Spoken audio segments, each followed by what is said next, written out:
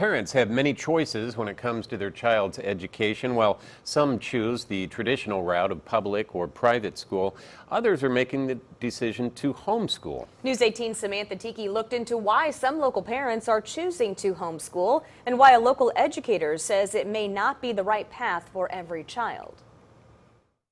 The critical role parents play in a child's education is no secret, but some parents take it a step further by choosing to become the teacher, taking the classroom to the kitchen table. Is that a squirrel, you think?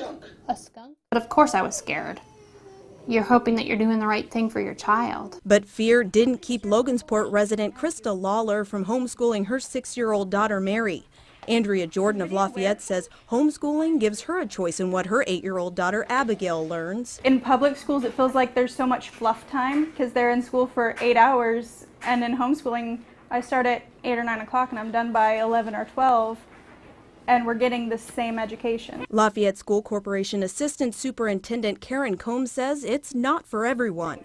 And if parents aren't ready for the commitment, the outcome could make or break a child's ability to succeed. The parents who think that it might be an easier route or are doing it because their child doesn't want to go to school, so they're just going to let them stay home and they're doing very minimal effort, really are penalizing their kids by not making sure that they are academically successful. According to the Indiana Department of Education, homeschools must keep attendance records and show the child attended 180 days of school.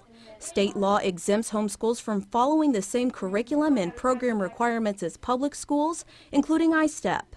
The inability to regulate what a homeschooled child is learning is something Combs says could be detrimental. I, as a taxpayer, want to make sure that all of the children in Tippecanoe County are well educated no matter where it is that they're educated, because if we don't, I as a taxpayer will eventually end up paying for that in social programming. Homeschool parents can follow the same academic guidelines through online state programs like K-12. Lawler says it allows her child to learn the same standards but still gives her flexibility.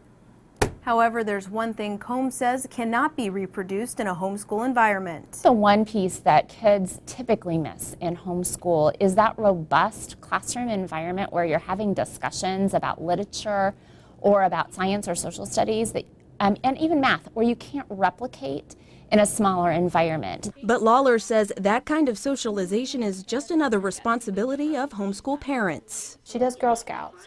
She's getting ready to start 4-H. You have to get them involved in other areas.